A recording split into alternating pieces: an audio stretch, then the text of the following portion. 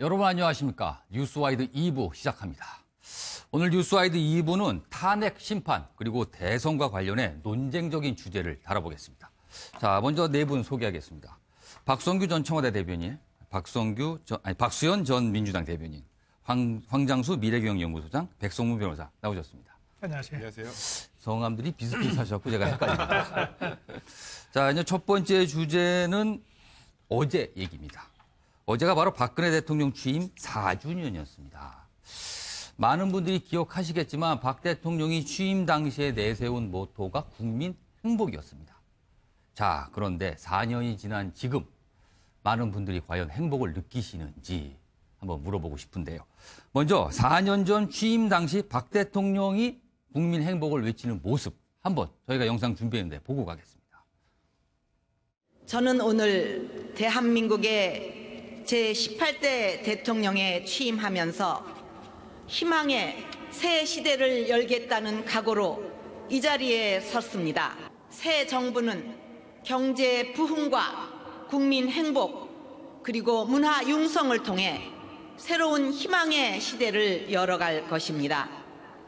우리 국민 모두가 또 한 번 새로운 한강의 기적을 일으키는 기적의 주인공이 될 수 있도록 함께 힘을 합쳐 국민 행복, 희망의 새 시대를 만들어 갑시다.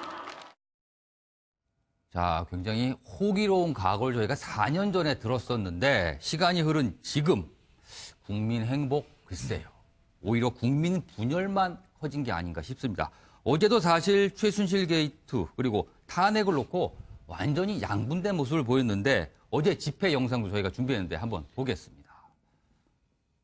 황교안은 특검법 연장 승인을 즉각 시행하라! 시행하라! 시행하라! 시행하라! 국민 여러분, 이 나라의 주인이 누굽니까? 우리입니다! 우리입니다. 그런데 왜 그 모습들이 주인의 말을 안 듣습니까?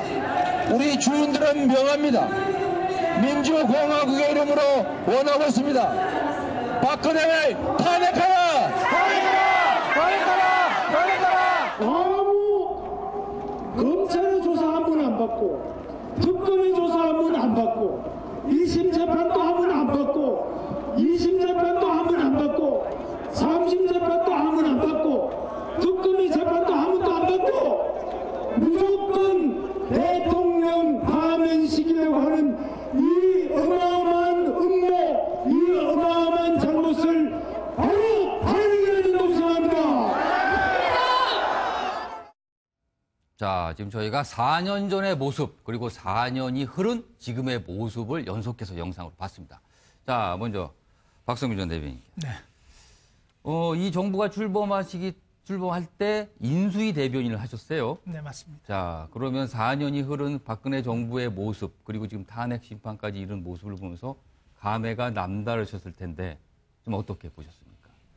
감회가 남다르다는 거는 좀 좋은 얘기할 때 좀 얘기할 것 같은데 굉장히 착잡합니다. 조금 전에 박근혜 대통령 취임식에서 하는 연설 저도 봤는데 자신만만한 표정. 국민 행복을 위해서 희망의 새 시대를 열어가자고 힘있게 외치셨는데 네. 지금 뭐 국민 행복이 아니라 제 주변만 보더라도 오히려 더 힘들어졌다, 복잡해졌다. 그리고 역사상 유례가 없었던 참담한 상황을 온몸으로 지금 견디고 있는 상황 아닙니까? 네. 죄송하고 같이 몸담았던 입장에서 뭐 다시 한번 또 책임감을 느낀다고 말씀 안 드릴 수가 없습니다. 어떤 이유로도 변명은 안 되죠. 그러나 의미는 찾아야 하는데 의미를 찾기 위해서는 오늘의 이 진통을 다시 반복되지 않는 앞으로 더 나아가는 분명한 디딤돌로 삼아야 되겠다고 하는 그런 각오만 다지게 됩니다. 한 가지 좀 확인하고 싶은 것은 참 안타까운 게 4년이 되면은요 어느 정부든지 임기 1년을 남겨놓은 상황에서 지난 4년 동안 약속했던 것 중에서 그런대로 해나간 건 뭔지 부족한 것은 뭔지 따져보고 앞으로 1년 동안 어느 부분을 더 집중해서 정말 멋있게 마무리를 해야 되겠다. 이런 노력들 다짐하는 자리들이 청와대에서 당연히 대통령 중심으로 이루어지는 거거든요. 네. 근데 뭐 지금은 그럴 상황이 전혀 못 되고 오히려 하루하루 견뎌간다고 하는 표현이 맞겠죠. 하나 좀 부탁드리고 싶은 게 있습니다. 청와대 참모들도 방송들 보시고 상황들 보실 텐데 역사적으로 헌법재판소에서 지금 역사의 기록을 하고 있습니다만은 제가 볼 때는 청와대 차원에서 청와대 참모들 차원에서 자성록을 한번 기록하는 작업이 꼭 좀 필요하다고 생각합니다. 어디서 뭐가 잘못됐길래 저렇게 희망을 얘기했고 저렇게 희망을 전부 다 갈구하는 마음들이 합쳐져서 정말 행복을 만들어가겠다고 다짐했었는데 왜 이렇게 됐는지 청와대 차원에서 그냥 의기소침할 것이 아니라 자성록을 무거운 마음으로 그리고 무서운 마음으로 좀 써나가야 되겠다 생각합니다. 지금 자성록을 좀 쓸 필요가 있다라고 말씀을 해주셨는데 박수현 전 대변인께 네. 드릴게요. 4년 전과 4년 후에 상황이 이렇게 달라진 이유는 뭐라고 좀 생각하시나요? 한 사례를 제가 들어서 말씀을 드려보겠습니다. 그 민주당의 비상대책위원회 대표를 했던 김종인 전 대표가 이런 이야기를 하더라고요. 국민행복위원회 위원장을 하지 않았습니까? 예, 예. 그런데 한 번도 박근혜 그 당시 후보와 지금은 대통령입니다. 후보와 김종인 행복위원장이 독대가 아닌 뭐 집단으로 이렇게 만난 적이 없다는 것이었습니다. 경제민주화, 국민 행복을 위한 경제민주화 공약, 그 전문가 아니겠습니까? 그래서 그걸 열심히 정말 꼭 하겠다고 박근혜 후보가 그렇게 약속을 했는데 당선이 되고 나서 어느 날 여러 사람을 전문가들을 대동해서 만났다는 겁니다. 박근혜 대통령이 그렇게 여러 사람을 데리고 나왔는데 그때 이야기가 뭐냐면 경제민주화를 할 수 없겠다라고 하는 것을 설득을 하더라는 것입니다. 그러니까 완전히 바뀐 것이죠.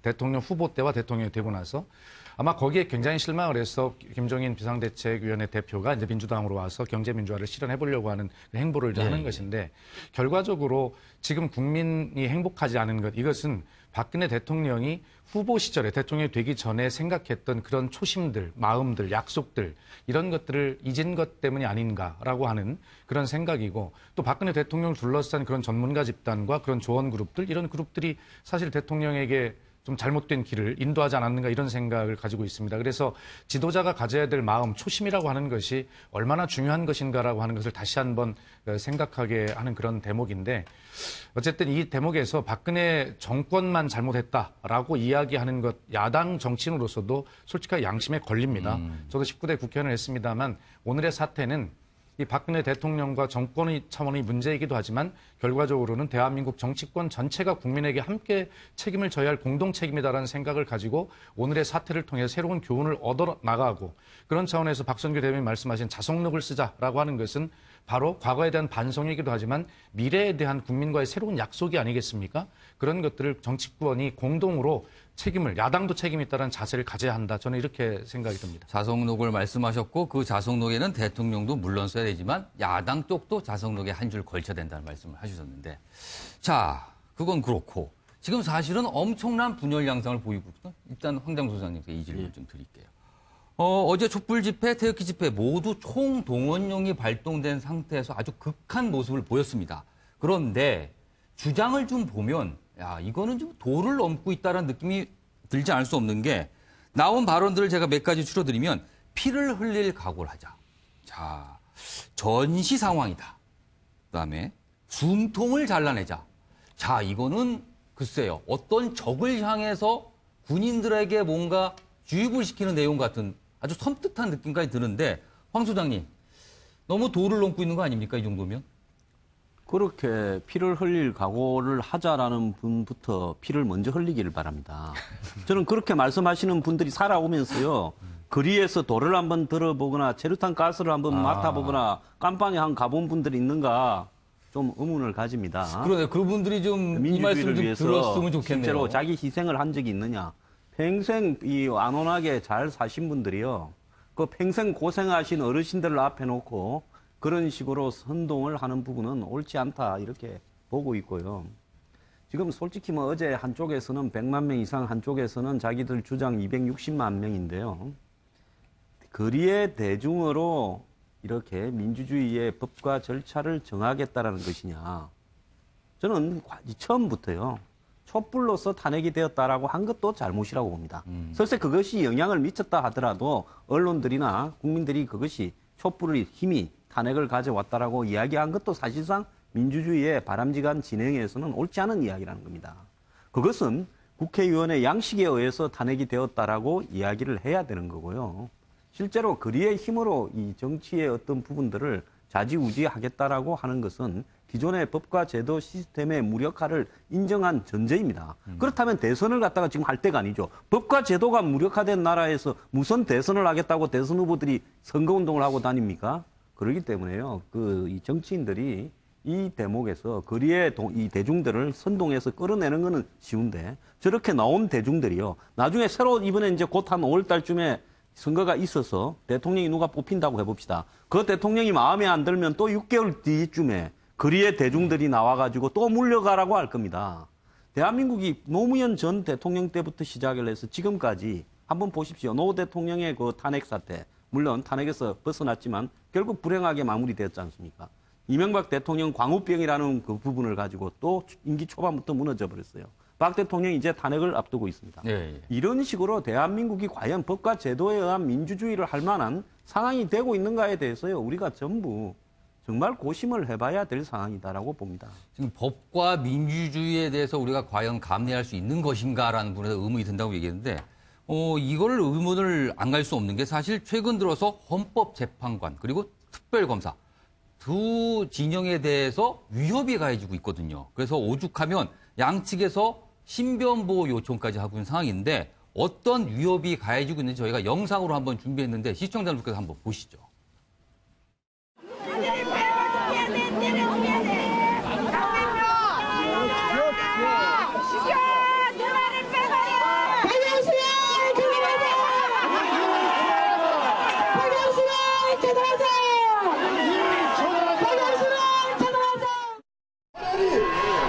이정미 재판관이 제대로 헌법재판관으로서 그 애명을 잊어버리고 있어요. 내가 국민이 다른 쪽으로 하면 계도를 해야 되고.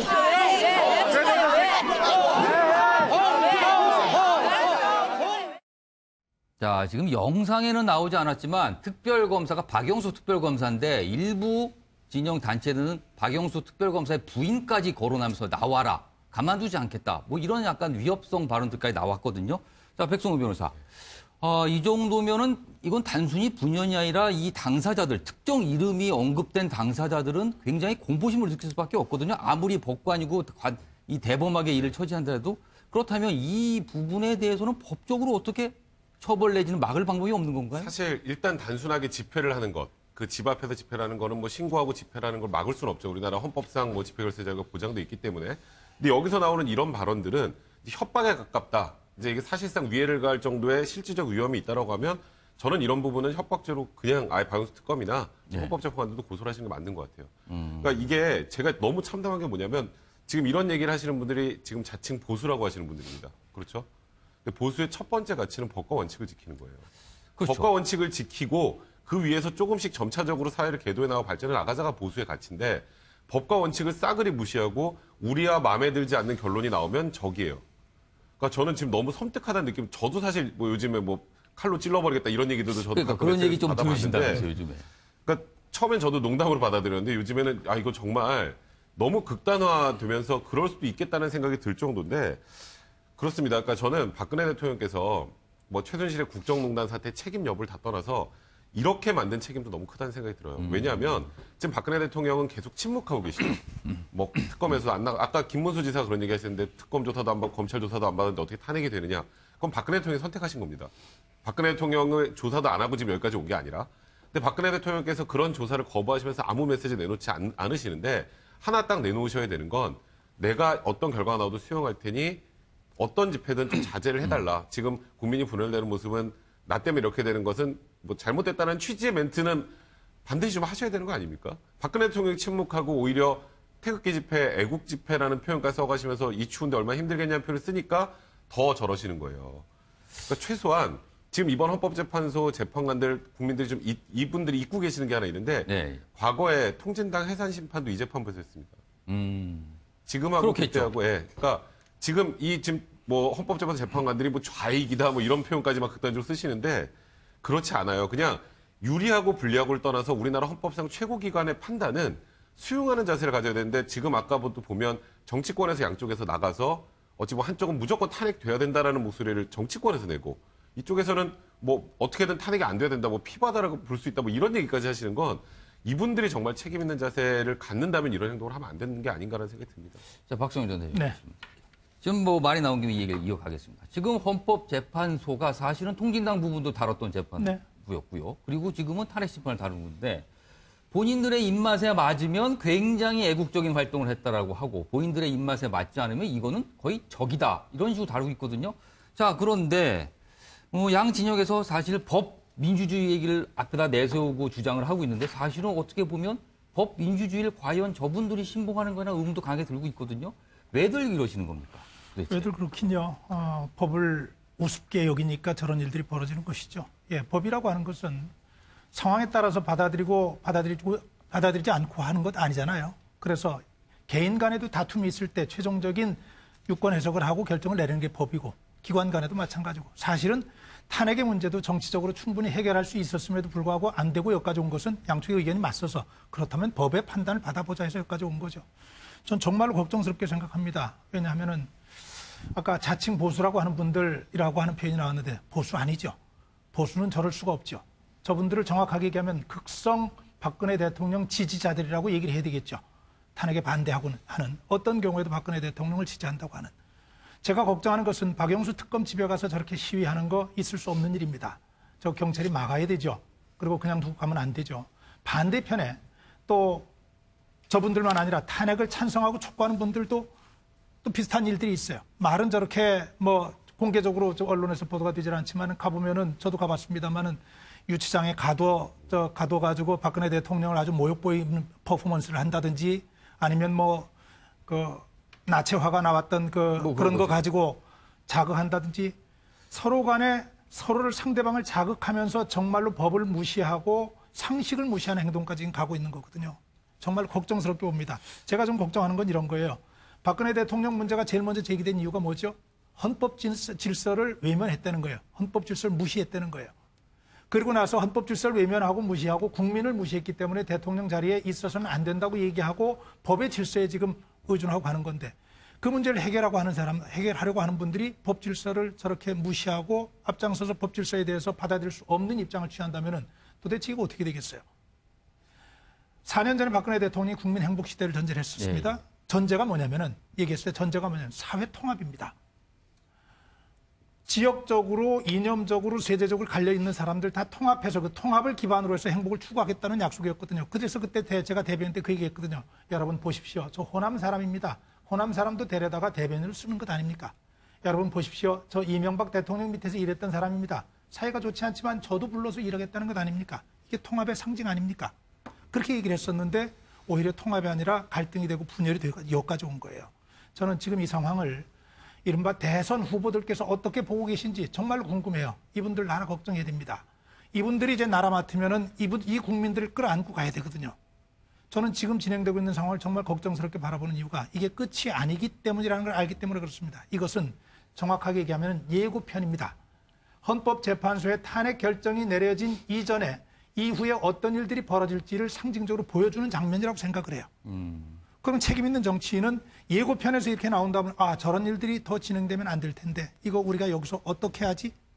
이 국민을 어떻게 다독여서 어떻게 부작용을 최소화하고 결과에 관계없이 통합해서 갈 수 있도록 이걸 어떻게 이끌어가지? 이 고민을 해야 돼요. 그 고민한다면 하나밖에 얘기할 게 없습니다. 뭐냐면 여러분 이거 아닙니다. 탄핵을 찬성하는 분들은 찬성하는 분대로 나서 여러분 마음은 알지만 이제까지 우리 의사는 충분히 전달됐습니다. 며칠 남지 않았습니다. 기다려 보십시다. 그리고 결과가 나오는 대로 수용하고 그 결과에 따라서 다른 방법을 또 찾아갈 수 있도록 우리 발전적으로 이 일을 풀어갑시다. 얘기해야 돼요. 반대하는 사람들은 반대하는 대로 화형식하고 불태우고 무슨 내란 선동하고 할 것이 아니라 아스팔트 피로 물든다는 얘기할 것이 아니라 여러분 이만큼 했으면 우리들의 진의가 전달이 됐습니다. 상식을 가지고 기다려 봅시다. 우리가 지금 이 재판을 진행하고 있는 재판부가 통진당 해산했던 그 재판부 아닙니까?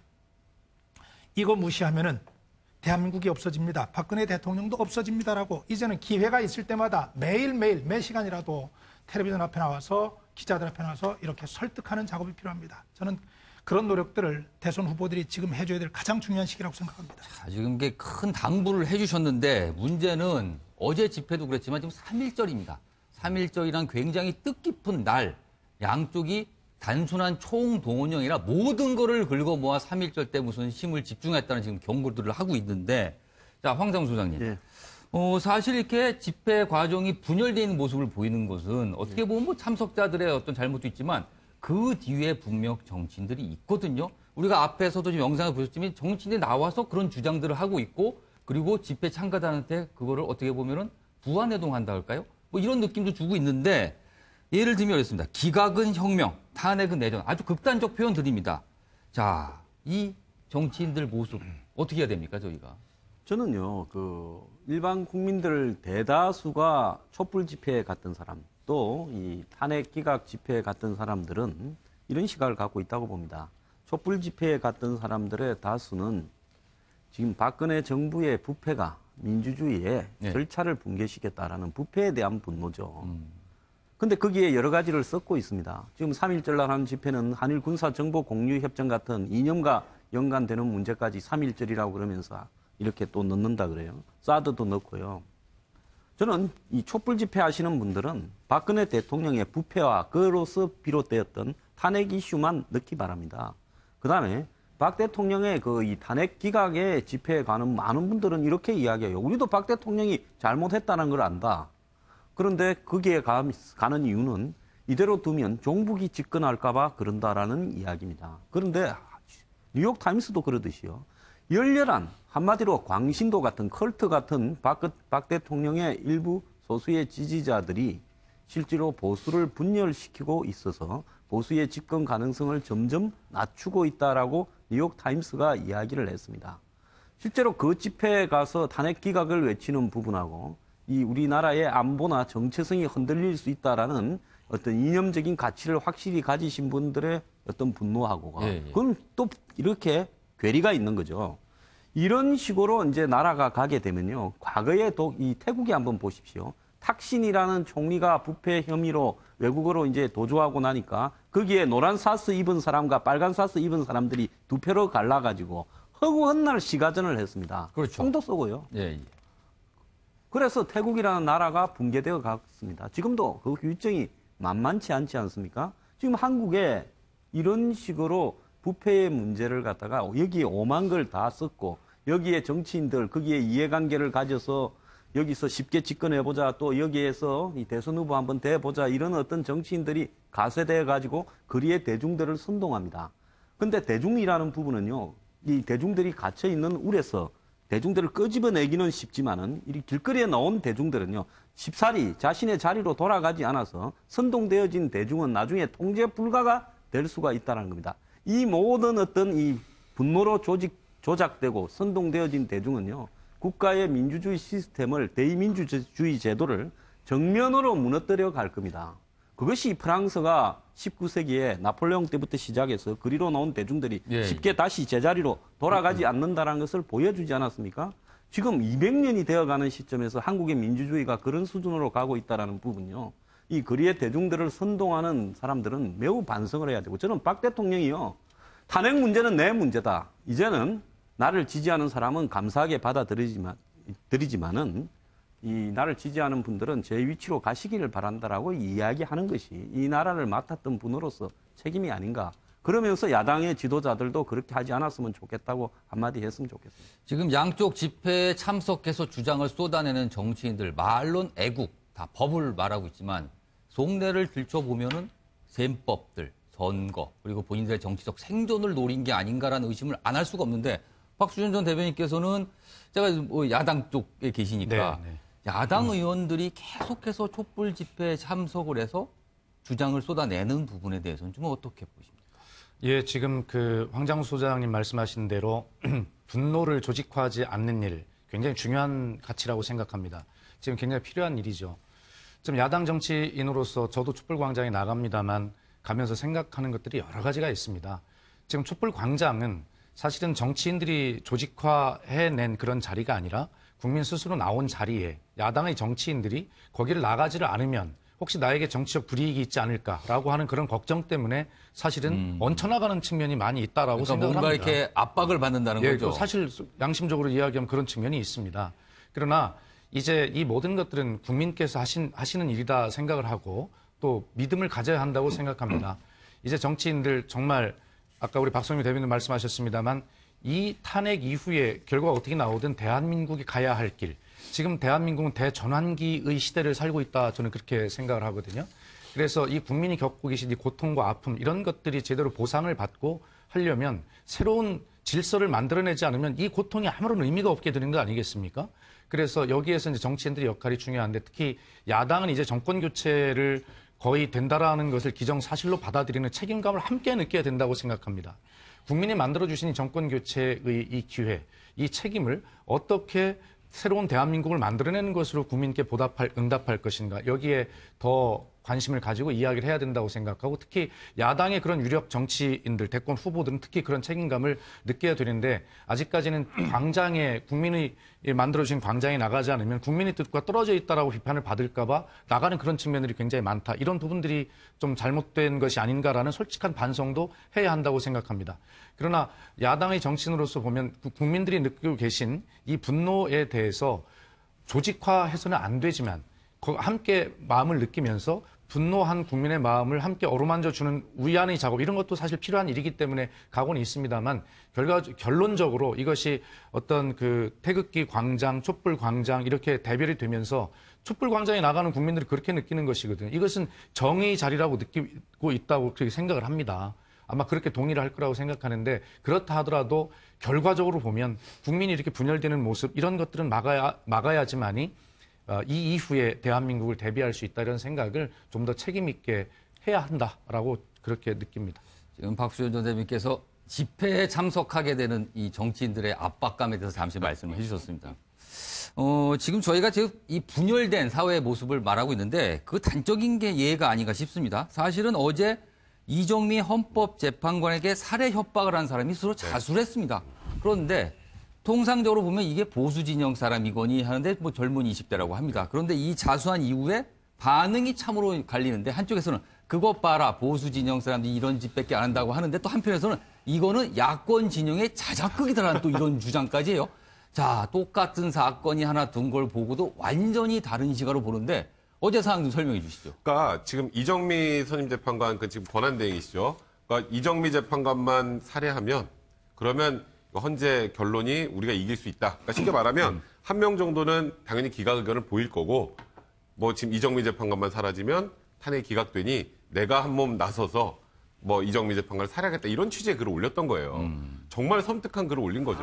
이제 그거를 보고 어제 언론에서도 굉장히 말이 많이 나왔습니다. 좀 이제 부적절한 그런 대응이라고 얘기가 많이 나왔는데 그래서 사실 이정미 재판 같은 경우에도 22일 날 변론이 끝나고 나서 정문 나오신 게 아니라 후문으로 경호받으면서 나왔어요. 지금 실탄 근접 경호까지 받는 상황입니다. 지금 저 헌법재판관들이 보면 경호원들이 한 2명 붙어서 무장을 한 경호원들이 실탄, 있거든요. 실탄을 소지하고 경호를 하고 있어요. 만에 하나 한 분이라도 문제가 생겨버리면 헌재 탄핵 심판 결과 자체가 왜곡될 수 있고 심판 판결이 안 날 수도 있는 상황이기 때문에 그러는 건데 이제 이런 상황에서 이 지금 글을 올렸던 사람이 알고 보니까 20대더라고요. 20대가 이제 언론에서까지 이런 얘기가 나오니까 이제 좀 겁도 나고 그렇겠죠. 그러니까 자수를 한 것 같아요. 그랬더니 이제 또 이걸 놓고 양측 진영에서 이걸 어떤 상황인지 전혀 모르고 있으면서도 해석을 합니다. 아유 보수니까 지금 저런 보수에서 저런 사람들이 촛불을 받는 사람 다 저런 사람들이야라고 또 이렇게 얘기하고 또 이쪽에서는 야 저거 소위 말하는 좌파가 자작극한 거야 이렇게 지금 그냥 아무 근거 없는 해석들을 하고 있는데 그러니까 이 지금 행위 자체 부적절한 거 잘못된 건 당연한 거고요. 이 사람은 그에 따라서 뭐 자수를 했으니까 어느 정도 감형을 받고 뭐 구속될 정도까지는 아니겠습니다만 그냥 법대로 그냥 바라보면 됩니다 이거는. 그리고 이런 행동을 했을 때 내가 어떤 처벌을 받는구나를 국민한테 알려주기만 하면 돼요. 이거를 굳이 또 정치권이나 그 또 양쪽 진영에서 해석하실 이유는 없어요. 그냥 말 그대로 있는 그대로 바라보고 이런 일은 적절하다 적절하지 않다로 바라보면 되지 어느 쪽에서 뭘 어떻게 했다라는 걸로 자꾸 진영 논리화하는 건 이건 그냥 단순한 범죄다라고 한 그걸로 선을 좀 그어야 될 텐데 그렇지 못하는 지금의 상황이 참 아쉽습니다. 자, 지금 똑같은 사건을 보고도 완전히 다르게 본 진실은 온데간데고 오로지 주장만 서로 부닥치는 상황인 것 같습니다. 탄핵 심판 이야기 좀 넘어가 보겠는데 내일이 헌법재판소의 탄핵 심판 최종 변론 기일입니다. 최종 변론 기일이라는 거는 양쪽을 불러서 의견을 듣는 거는 이제 더 이상 내일로 끝난다라는 얘기거든요. 그런데 헌법재판소에서 나오는 대통령의 주장을 보면 약간 탄핵 심판 자체를 좀 아예 부인해버린 듯한 그런 목적을 갖고 있는 게 아니라는 그런 분위기가 좀 읽히거든요.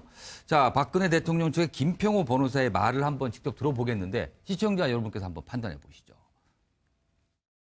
억울한 여성이 대한민국의 대통령이 당하는 이 억울함을 보면서 울지 않는 남자가 있다면 그것이 대한민국의 남자입니까? 지금 한국에서 일어나고 있는 현상이 만일에 현재 이런 현상이 1년만 지속되면요. 바로 북한이 됩니다.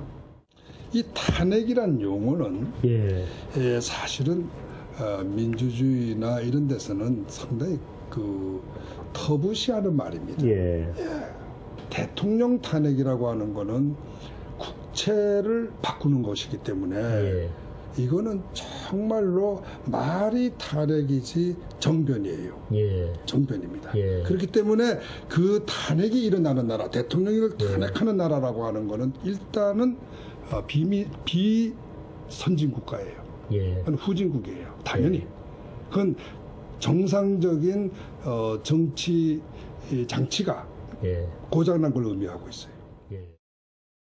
자, 박성준 전 대변인 들으셨죠? 네. 들으셨는데 보면 탄핵은 후진국에서 나는 거다. 그리고 이건 정변이다. 그리고 여성 대통령 놓고 남자들이 뭐 하는 것이냐. 뭐 이런 주장을 했어요. 저분이 지금 사실은 대통령을 변론을 하고 있는 변호사거든요. 네네. 어떻게 좀 최근 들어서 가장 많은 말씀을 하고 계시죠. 아스팔트가 피바다가 될 거라는 얘기도 하셨고, 쭉 말씀을 저도 이제 관심 있게 보는데 한마디 한마디 다 의도를 가지고 계획하고 하시는 말씀 같아요. 그냥 우발적으로 내는 말씀은 뭔가 아닙니다. 좀 시나리오를 이미 머릿속에 짜고 있다 이런 느낌을 받으시나요? 무슨 시나리오라고 하기보다는 본인의 말이 가지는 의미를 이른바 박근혜 대통령의 탄핵을 반대하고 박근혜 대통령을 마지막까지 대통령직에서 직무 수행하도록 해야 되겠다고 생각하는 사람들의 뜻을 모으려고 하는 그 결집의 의도가 굉장히 좀 강하다고 보죠. 근데 다른 분이 아니고 대통령의 법률 대리인을 맡고 있는 분이 저렇게 동의하기 어려운 논리를 가지고 얘기하는 부분은 저는 걱정스럽습니다. 아까 제가 헌법 질서를 얘기했는데 법 질서 안에서 가는 거거든요. 말한 대로 저것이 후진국이고 선진국이고 많은 것 참 우스운 얘기지만은 거기에 대한 법률적으로 이것이 맞나 그러냐의 판단은 본인이 하는 것이 아니고 헌법기관에서 하는 거거든요. 헌법기관, 헌법재판소에 맡겨져 있기 때문에 그 판단에 맡겨야 되는데 저렇게 얘기하는 걸 이해를 할 수 없고. 그래서 제가 좀 저분이 어떤 분인가를 한번 좀 찾아봤어요. 개별적으로. 근데 보니까 뭐 김동리 선생님, 대한민국 우리 문학계의 커다란 우리의 자산이시고 자랑이시죠. 그분의 아드님이시죠. 지난주에 한번 아주 크게 화제가 됐었어요. 예, 화제가 됐었는데 김동리 선생에 대해서 잘 모르는 부분들이 있습니다. 잘 알려지지 않은 부분이 우리 문학계. 원래 이분은 뭐 시를 쓰는 걸로 시작을 해서 나중에 이제 소설까지 쓰시는데 좌와 우로 얘기한다면 우리가 해방 이후에 이분은 우의 편에서 오른쪽의 편에서 활동했던 분이에요. 그러니까는 지금 얘기하면 진보 쪽이 아니라 보수 쪽에서 이제 활동을 하던 분인데 이분이 어떤 에피소드가 있냐면은 우리 저 문학계 그 이문구 선생이라고 지금 뭐 타계하셨습니다. 관촌수필로 유명한 분이죠. 이문구라고 하는 이분이 아버지가 부친이 좌익 활동을 해가지고 그때 정부에서 굉장히 탄압을 당했어요. 집안 자체가 풍비박산이 나죠. 그러니까 이 이문구 선생이 김동리 선생을 찾아갑니다. 저를 좀 지켜주시고 보호해 주십시오. 그 이후에 김동리 선생이 이문구 선생의 이른바 신원 보증인이 됩니다. 이 사람 아버지는 좀 좌익 활동을 했지만 이 사람의 신원은 내가 보증하니까 정부에서 이 사람 사상 가지고 시비 걸지 말아라. 그리고 이 사람 문화 활동하는 거 시비 걸지 말아라. 막강했던 당시에 정부에서도 김동리 선생을 무시하고 이문구 선생을 어떻게 할 수가 없었어요. 그래서 보호하는 후계는 역할, 어떻게 보면 문학적 아버지 역할을 하시는 분이죠. 그 김동리 선생의 과거를 생각한다면 끌어안는 역할을 했거든요. 이문구라고 하는 좌익의 아들까지도 끌어안고 같이 가는 역할을 했는데 지금 김평우 변호사의 저런 얘기를 보면서 김동리 선생이 그런 모습까지도 좀 떠올리니까 많이 좀 씁쓸합니다. 황장수 소장님, 이 김평우 변호사 같은 이런 대통령 변호인당 쪽 그리고 굉장히 보수적인 발언을 내놓는 분들은 어떤 목적일까요? 일단 이 법적인 어떤 법리를 다투어서 제도와 시스템 안에서 해결한다기보다는 거리의 대중들을 통한 법에 대한 압력을 이야기하고 있어요. 그래서 선동을 하고 있는 거죠. 그러면 헌법재판소를 좀 압박한다 이런 그렇죠. 건가요? 거리의 대중으로서 헌법재판소에 그걸 압박한다. 그러면 그런 부분을 왜 그러면 잘못이라고 생각하지 않을까?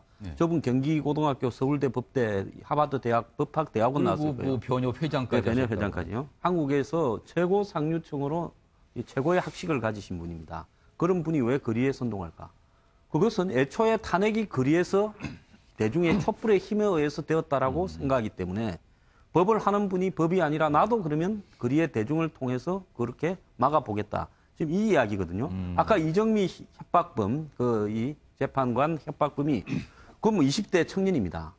학식이 높은 사람도 한국 사회의 최고 인텔리 지식인도 거리를 선동하는데 하물며 20대의 그런 청년들이 이런 사태를 해결하기 위해서 협박을 하는 부분을 우리가 나무랄 수 있겠느냐라는 문제도 한번 생각을 해봐야 돼요. 그래서 거리에서 아스팔트에서 피를 보자. 그러면은 공화파에 협력을 해서 왕정을 타도하는데 100만 명이 죽었다. 그런 이야기도 하신 거 아닙니까? 그래서 우리가 이 부분에 대해서 매우 우려스럽게 가고 있다라는 상황이고요. 이런 지금 어떤 권력 앞에서는요. 배우고 배우지 않고가의 어떤 차이가 없이 모두가 다 이 권력을 향해서 전부 선동을 합니다. 대통령 앞에서 여자라는 말을 함부로 쓰는 것도 매우 잘못된 겁니다. 대통령은 우리가 대통령직에 오를 사람을 뽑는 거지 남자냐 여자냐는 걸 뽑는 건 아닌데 이번에 이 탄핵 과정에서 보면 대통령을 여자라고 이렇게 지칭하는 박 대통령 주변 분들이 너무 많이 있어요. 약자라는 거를 아까 이렇게 약간 프레임을 짜려고 그런지 예. 모르겠어요.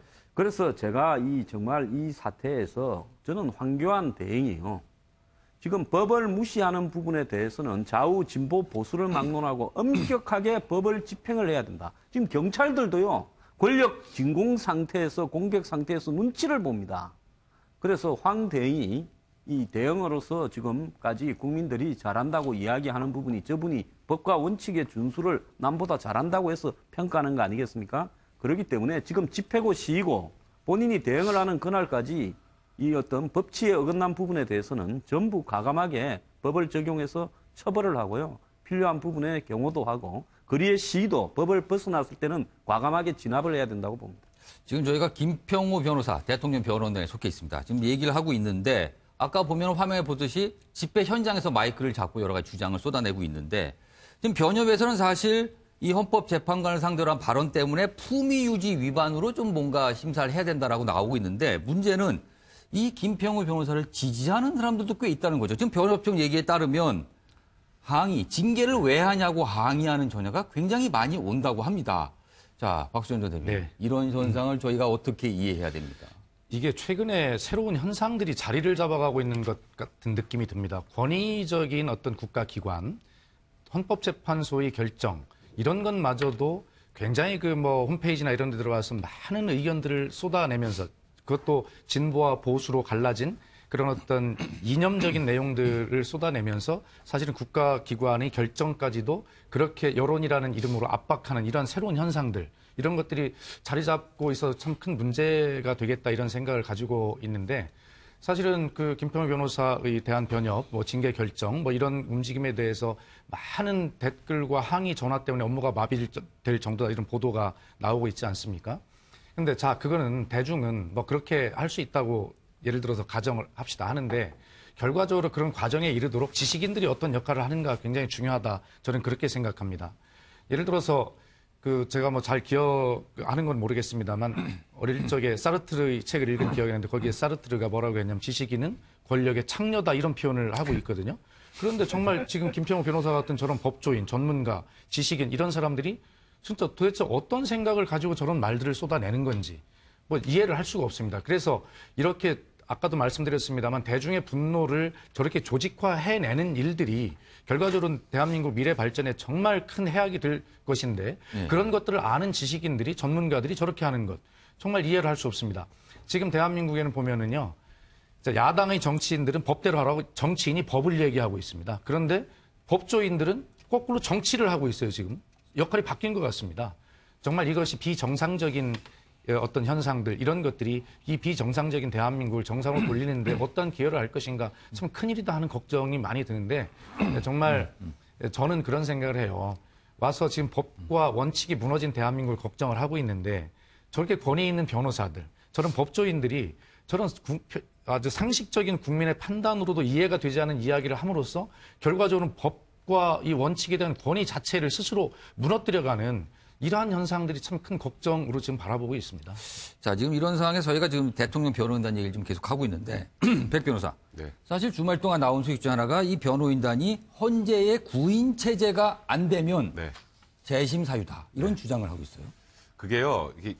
이것도 사실 어찌 보면 법을 다 아시는 분들이 약간 이런 표현 쓰기 뭐하지만 국민들을 속이는 겁니다. 뭐냐면 과거에 이런 적이 한번 있었어요. 헌법소원이라는 건 본인의 권리를 지켜달라고 해서 헌법재판소에 내는 그런 심판이라고 하면 헌법소원에서는 6명이 돼야 이제 인용이 된단 말이에요. 내 권리를 찾을 수 있어요. 그렇죠. 6명이 돼야. 근데 1명이라도 적으면 내 권리 찾는데 불리하잖아요. 그런 경우에는 구인 재판을 받아야 된다는 취지 얘기가 한번 나왔습니다. 그리고 이정미 재판관도 거기에 찬성을 했죠. 예. 근데 탄핵은 정확하게 정반대예요. 탄핵은 1명이 재판관이 줄 때마다 지금 탄핵 대상자한테 유리하죠. 6인이 돼야 탄핵이 돼서 이제 불이익을 받는데 줄면은 아무래도 줄면 이제- 줄수록 유리한 거죠. 그렇죠. 그러면 여기서는 원칙으로 돌아가서 심리정족수는 7명입니다. 7명만 갖추면 탄핵 심판을 가면 되는 거예요. 근데 여기서 이걸 재심 사유다라고 하면서 그 헌법소원에 관련된 판례를 슬쩍 던지는데 이건 정말 변호사들이 이런 식으로 하면 안 돼요. 그러니까 따지고 보면 오히려 박근혜 대통령 탄핵 심판을 받게 되면 네. 박근혜 대통령한테 숫자가 줄어드는 게 유리한 그렇죠. 건데 아니, 그래서 13일로 넘기려고 그러는 거잖아요. 1명이라도 더 줄이려고. 그러다 갑자기 지금 원래로 돌아와서 9명이 안 되면 재심을 받아야 된다라는 정도의 얘기를 하는 건 사실 이분들도 변호사니까 다 아신단 말이에요. 제가 이런 얘기를 하면 항의 전화를 제가 가끔 받을 때 야, 나이도 어리고 저기 원로 우리 훌륭한 변호사들이 이런 얘기를 하는데 너는 잘 알지도 못하고 이런다는 얘기도 하시더라고요. 근데 변호사들 다 압니다. 이런 얘기. 그러면 이 정도 알면 이제 이런 얘기는 그만하셔야 되는데 결국은 이 얘기는 이건 이번 헌법재판소의 구성과 진행 과정은 불공정하다는 걸 계속 항의하는 거예요. 그럼 결국 이거는 장외에 던지는 메시지입니다. 지금 이거 봐라. 헌법재판소 이렇게 지금 억울한 대통령을 몰아내려고 하고 있으니까 일어나. 다 일어나서 모여. 이거 아니에요, 지금. 그러면 보수 진영에 계신 우리 박성규 전 대변인께서는 이 구인 체제가 아니면 재심을 해야 된다. 이 주장은 어떻게 보세요? 저 지금 백성문 변호사의 얘기에 전적으로 공감하고 동의합니다. 제가 조금 전에 말씀드렸어요.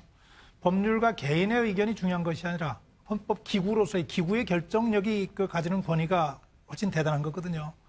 지금 이 부분에 대해서 아까 이제 김평 변호사 계속 얘기하고 있는 것은 제가 보기에는 헌법 재판관들을 대상으로 하는 얘기는 아니에요. 이른바 바깥에 대고 이런저런 문제를 제기하면서 공정성 문제에 대한 시비를 걸고 그리고 또 탄핵에 반대하고 있는 사람들에게 뭐 좀 똘똘 뭉치라고 얘기할까요? 이런 그 외부 메시지일 수밖에 없는데 정말 좋지 않죠. 우리가 법치 얘기하는데 제가 지금 제일 걱정스럽게 얘기하는 거 지난번에도 한번 얘기했습니다. 박근혜 대통령이 이번 사태를 통해서 보게 되면 가장 잘못한 게 뭐냐. 물론 공적인 사고 없이 사설정부 최순실이라고 하는 이 한 사람에게 얽매여서 국정을 농단당할 수 있도록 무대를 만들어준 이 잘못, 이게 가장 큰 겁니다. 그러나 그 못지않은 게 국민을 이렇게 분열시키고 이렇게 갈등 속에서 대한민국이 이 위기의 상황에서 대한민국이 더 위기 상황에 처할 수 있도록 만든 것, 박근혜 대통령의 가장 큰 책임 중에 하나예요.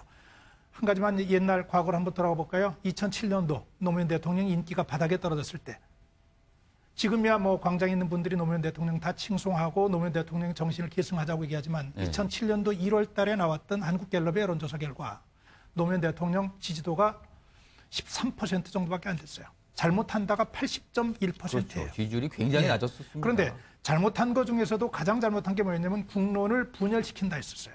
그게 75%야. 4명 중에 3명이 노무현 대통령이 가장 잘못한 게 국민을 편을 갈라서 분열시켜 놓는다가 75%였는데 지금 네. 그 상황이 또 가는 거예요. 그 상황이 또 가요. 그렇게 국론이 분열되면서 노무현 대통령은 정권을 넘겨줄 수밖에 없었고 그리고 10년 동안 지금 이명박 대통령, 박근혜 대통령 정부에서 했는데 또 지금 상황에서 국론이 이렇게 분열되면서 다음 정부가 또 구성됩니다. 어려울 수밖에 없어요. 이런 부분에 대한 책임감을 정말 정치인들이 느껴야 된다는 얘기를 꼭 좀 드리고 싶은 거예요. 지금은 올라탈 때가 아닙니다. 진정시켜야 하고 진정시켜서 다음 단계로 나갈 준비를 해야 될 때지. 바로 이 부분에서 저 사람이 나라의 미래를 걱정하는 정치인인지 지도자인지 아니면 개인의 이익을 따지는 정치꾼인지 술수꾼인지 하는 것들이 구분된다고 봅니다. 국민이 냉정하게 평가해야 할 거라고 생각합니다. 지금 정치인들은 대개 보면 예. 스스로 자제하고 발언을 좀 삼가면서 그렇게 지금 임하고 있다 이런 생각을 가지고 있고요. 아까 제가 한 가지 좀 못 드리는 말씀을 드리면 예. 사실 어제 한 보도를 보니까 광장에서 이 변호사라고 하는 분이 이게 탄핵이 인용이 되면 이것을 국제사법재판소까지 끌고 가겠다 이런 발언을 했다고 그렇죠. 보도를 그런 봤어요. 보도도 또 나왔습니다. 그리고 백성훈 변호사가 답변을 자세히 해주셨으면 좋겠는데 아니 국제사법재판소라는 것은 국가 간의 조약에 관한 분쟁 이런 것들을 다루는 고심을 법조이면 뻔히 알 텐데 어떻게 광장에서 국민들에게 그런 선동을 하는 것인지 이게 정말 정치인도 책임이 있지만 아까 말씀드린 이 법조인, 지식인 이런 전문가 이런 분들이 국민을 상대로 이런 말씀들을 하는 것, 분노를 조직화하는 것 큰 문제다 생각하는데 뭐 제가 앵커는 아닙니다만 우리 백 변호사님 그거 어떻게 생각하십니까? 사실 그런 얘기는 답변했어요. 코미디에 가까운 것 같아요. 사실 이게 우리나라 헌법재판소의 결정을 불복할 수 있는 수단은 국내에는 없죠. 헌법재판소는 무조건 단심이니까요. 그렇죠. 단심이죠. 결론이 나면 탄핵이 인용이 되면 인용이고 기각이 되면 기각인 건데 저도 이런 기발한 생각을 하실 거라고 생각도 못했어요. 국제사법재판소에 이 문제를 제기한다는데 그게 만약에 정치적 탄압이나 뭐 그런 부분과 관련해서 뭐 문제를 삼겠다면 모르겠습니다만 그건 뭐 이렇게 표현하면 될 것 같습니다. 만약에 하신다면 뭐 그럴 리도 없을 거라고 생각하지만 하신다면 그건 나라 망신이고요. 받아들여질 가능성도 없고 정말 이 태극기 집회에서 나온 얘기 중에 제가 들은 얘기 중에 가장 코미디 같은 얘기가 국제사법재판소에서 이 문제를 삼겠다는 건데 그러니까 그만큼 그 얘기를 하는 이유는 그거예요. 지금 헌법재판소가 너무 편파적이다라는 얘기를 하고 싶은 거예요. 그러니까 이게 얼마나 잘못됐으면 우리가 그걸 국제사법재판소까지 가져가겠냐라는 얘기를 지금 하려는 건데 그러니까 내부적으로 생각할 때는 탄핵이 인용 가능성이 높다라고 보고 있는 겁니다. 그리고 이게 꼭 제가 말씀드리고 싶은 게 지금 27일 이제 내일이 최종 변론 기일이잖아요. 근데 원래 기억할지 모르겠지만 23일까지 추후 변론 관련된 그 진술 관련된 내용 서면 내라고 그랬는데 안 냈죠. 서를 다 내라고 했죠. 네, 근데 안 냈죠. 아직도 안 냈습니다. 그리고 박근혜 대통령의 출석 여부도 오늘까지 통보해달라는데 아직 안 하고 있죠. 아직까지 결국 내일 가서 다시 얘기를 하실 것 같은데 변호사들이 우리 뭐 박근혜 대통령이 뭐 3월 중순에나 나온답니다라거나 아니면 며칠 더 시간을 달라거나 할 텐데 헌법재판소는 지금 완전히 단호합니다. 그 서면 안 내도 상관없는 거고요. 그거는 어찌 보면 박근혜 대통령 쪽에 불리하게 되는 거니까. 그리고 박근혜 대통령이 나오지 않아도 그거는 박근혜 대통령의 선택인 거니까. 그냥 최후 변론기를 내일로 잡고 3월 13일 전 선고를 명확하게 한 이상 일단 더 이상 우리들이 할 게 없다라고 생각하니까 지금 거리에 나와서 이런 얘기들을 하시는 것 같은데 사실 거리에 나와서 이런 얘기 하실 시간에 서면을 내셔야죠. 쓰시고 변호사라면. 지금 저희가 탄핵 심판 얘기를 쭉 하는데 박근혜 대통령 얘기가 나왔으니까 이 얘기로 한번 넘어가 보죠. 지난주에 사실은 대통령 자진 사퇴론이 상당히 신빙성 있게 나왔습니다. 그런데 청와대와 그리고 친박계가 그럴 가능성 전혀 없다라고 일축하면서 약간 사그러든 분위기긴 했습니다. 자, 그 당시 양쪽에서 지금 여권 내에서 어떤 입장을 나타내는지 그거 한번 저희가 영상 준비했는데 보겠습니다. 기차는 다 떠났는데 뭐 너무 비겁한 짓이고 우리 대통령님 본인을 위해서도 그거는 결코 도움이 안 된다고 봅니다. 뭐 청와대에서는 뭐 부인을 한 것으로 내가 알고 있기 때문에 그 얘기가 지금 자꾸 나온다는 것은 저는 옳지는 않다 이렇게 보고 있어요. 보수 지지층을 결집시키고 나아가 황교안 권한 대행을 후보로 대선 승부를 걸어보겠다는 의도에 불과합니다. 판결을 앞두고 있는 그런 시점에서 느닷없이 하야설이 나오는 것은 이것은 정말 국민을 가지고 놀고 잘못된 생각이라고 생각을 합니다. 자, 여권이나 야권 모두 자진 사퇴로는 절대 안 된다라는 주장. 이유는 다릅니다. 그렇지만 똑같은 절대 안 된다로 지금 결론이 나고 있는데 사실은 탄핵 심판이 워낙 치열하기 때문에 이 얘기가 그냥 수구로 들었다고만 볼 수가 없는 상황이고요. 그리고 앞으로 3월로 넘어가면서 시간이 흐름으로써 또다시 나올 가능성이 굉장히 커 보이는데 일단 황정수 소장님. 네. 만약에 박근혜 대통령이 자진 사퇴를 하게 되면은 탄핵 심판 절차는 어떻게 되는 겁니까? 뭐 현재로서는 우리가 이 검찰의 조사를 받아서 기소된 사람이 재판을 앞두고 사망을 하게 되면 공소권 없음 처리가 되지 않습니까? 예. 지금 법적으로는 아마 박 대통령이 이 자진 하야를 하게 된다면 헌법재판소에서 지금 파면을 다루는 문제가 그렇죠. 그냥 이 의결을 그러니까 판결을 하지 못하게 되는 상황으로 가게 될 겁니다. 그러니까 아예 이유가 사라져 그 버렸다. 이유가 사라져 버렸어요. 그렇게 될 건데요. 지금 여기까지 왔으면 저는 탄핵에 대한 그 판결을 받는 것이 맞다고 봅니다. 그럼에도 불구하고 하야를 할 가능성은 있다고는 보고 있습니다. 그런데 왜 그런 거 하니요? 우리가 2004년입니까? 노무현 전 대통령의 탄핵을 할 때도 헌재가 탄핵할 만한 사유는 아니다. 잘못한 거는 있지만은 이라고 이야기하면서 헌재도 그때는 매우 비겁했어요. 누가 몇 대 몇으로 누가 찬성하고 반대하는가를 밝히지 않아 버렸습니다. 그는 헌재의 권위를 이용한 일종의 반칙이었다고 봅니다. 그런 후유증들이 계속 남아 있었거든요. 그러니까 이번만큼은 국회에서 의결해서 저렇게 탄핵을 갖다 소추했으면 대통령은 떳떳하게 탄핵에 대한 자신의 입장을 변호하거나 밝힐 수 있는 걸 다 밝히고 헌법재판관들은 누가 찬성하는가 누가 반대하는가를 그 사유까지 해서 다 밝히면서 법적인 절차에 의해서 이것이 마무리되어져야 되고요. 그다음에 법적인 절차에 의한 부분으로 본다면 헌재 판결 이후에도 박 대통령은 떳떳하게 이 그냥 개인적인 차원에서 법률적인 절차가 있다면 거기에서도 대응을 했어요. 모든 것이 마무리되어져 가야 된다. 대한민국은 역사를 조금씩 정리하는 것을 배워야 되고 훈련을 해야 됩니다. 그런데 전부 정치인이나 사회 지도층이요. 적대적 공성에 의한 분노를 조직화해가지고 대중들에게 아까처럼 이렇게 선동해서 말도 안 되는 이야기로 선동해서 믿고 싶은 것만 믿게 하는 부분들이 이 광범위해지다 보니까 지금 이런 탄핵이라는 한국의 권력의 가장 중요한 어떤 조치를 앞두고 그 하루 전날 좀 하야하냐 이런 이야기들이 또 전략 차원에서 나오고 있고 그걸 또 가지고 정치인들이 아직 발생하지도 않은 일을 가지고 그렇게 갑론을박을 하고 있는 거죠. 지금 뭐 갑론을박 하는데 여기서 저희가 한번 OX를 한번 해보죠. 지금 약간 사과들기겠지만 계속 끊임없이 나올 가능성이 크기 때문에 박근혜 대통령이 탄핵 심판 전에 자진 사퇴 결정을 할 필요가 있다. 아니면 할 필요가 없다. 자, 할 필요가 있으시면 O를, 필요가 없다라면 X를 선택해 주시죠.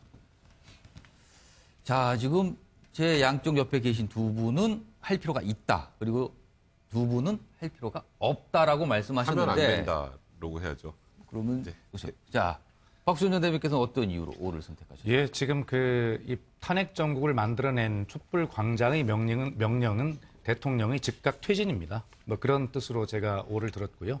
그 전제는 있습니다. 지금 황장우 소장님 잘 설명해 주셨습니다만, 자, 자진 사퇴를 하루라도 빨리 먼저 하는 것이 이 국정 공백을 최소화하는 길이기 때문에 그리고 다른 조치를 해야 된다라는 차원에서 저는 찬성을 하는 것이고요. 전제 조건은 그러나 이것이 어떤 사법적 거래가 있어서는 안 된다는 것이죠. 자진 사퇴를 조건으로 해서 어떤 뭐 법적인 뭐 최소화 어떤 조치를 받는다거나 이런 것 꼼수여서는 안 된다. 당당하게 아까 역사의 정리를 말씀하셨는데 자진 사퇴는 하되 이 법과 원칙에 의한 어떤 판단, 재판 이런 것들은 정확하게 받아가지고 정말 성역 없는 어떤 그런 어떤 새로운 원칙 이런 것들을 세워가는 것, 역사 앞에 정의를 세워가는 것 이런 절차는 절차대로 진행이 된다고 전제할 때 바로 대통령은 하루라도 빨리 자진 사퇴를 해서 이런 혼란도 막고 그렇게 국정 공백의 최소화를 해야 할 책임감이 대통령에게 있고 그것이 국민에게 사죄하는 길이고 그것이 박근혜 대통령이 가지고 있다라고 하는 애국심의 본질이다. 저는 그렇게 생각합니다. 박수영 전 대표께서는 어떤 이유로 O를 선택하셨습니까? 지금 박수현 전 의원 얘기를 좀 잘해 주셨는데 저는 뭐 같은 관점입니다. 제일 중요한 것이 탄핵 사태 이후에 이 문제 혼란, 이 문제 여기서 오는 문제를 최소화시키고 어떻게 앞으로 나갈 것이냐에 대한 고민이 필요하다고 생각하죠. 꼼수 차원의 문제가 아니고 나라의 앞날을 고민해야 되는 시기라고 생각합니다. 탄핵 사태에 들었을 때 제일 처음에 문제가 뭐였냐면은 책임을 지게 해야 한다. 아무리 대통령이라도 잘못한 거에 대해서는. 그리고 거기에 대해서는 역사적인 기록이 남게 해야 한다. 그래서 그 뒤에 누구도 이런 일을 꿈도 꾸지 못하게 해야 한다. 이거였습니다. 근데 그거는 문제를 정리하는 과정이에요. 그 다음 단계 어떻게 갈 거냐. 그걸 기본으로 해서 대한민국은 세계 국가로 당당하게 앞으로 더 나갈 수 있도록 해야 한다는 것이 전제거든요. 근데 문제는 탄핵까지는 가겠는데 보니까 여러 가지 분위기상 그 다음 단계가 좀 걱정이란 말이에요. 그 다음 단계 문제를 다 정리해놨는데 너무 엉클어지고 편이 갈라져가지고 그 다음 단계를 가기 어려울 정도로 혼란이라면 이게 누구에게 어떻게 도움이 되겠냐는 것이죠. 물론 할 수 있다면 그래서 지금은 최선이 아니라 차선을 고민해야 될 때라고 생각하는데 황장수 소장이나 박수현 전 의원이 얘기하신 것에 전적으로 공감하는 부분 하나 있습니다. 그럼에도 불구하고 기록은 남겨야 한다. 탄핵 심판 절차가 공개적으로 결론을 발표하지는 않더라도 나중에 비공개 기록으로라도 이런 부분에 있어서 탄핵 사유가 되고 안 되고 하는 부분은 기록은 남겨야 된다는 생각을 합니다. 제가 좀 길지만은 하나만 좀 얘기를 꼭 좀 드리고 싶은 게 있는데 제가 닉슨의 하야 성명을 다시 한번 찾아봤어요. 워터게이트로 물러났던 아까 무슨 어떤 분은 탄핵이 있는 나라는 후진국이라고 얘기했는데 미국에서 그런 일이 있었죠. 좀 길지만 좀 읽어드릴게요. 한번 좀 참고하셨으면 좋겠어요. 그중에 일부분입니다. 저는 지금까지 한 번도 중도에서 포기하지 않은 사람입니다. 닉슨의 얘기입니다. 임기가 끝나기 전 자리에서 물러나야 한다는 것은 본능적으로 견딜 수 없습니다.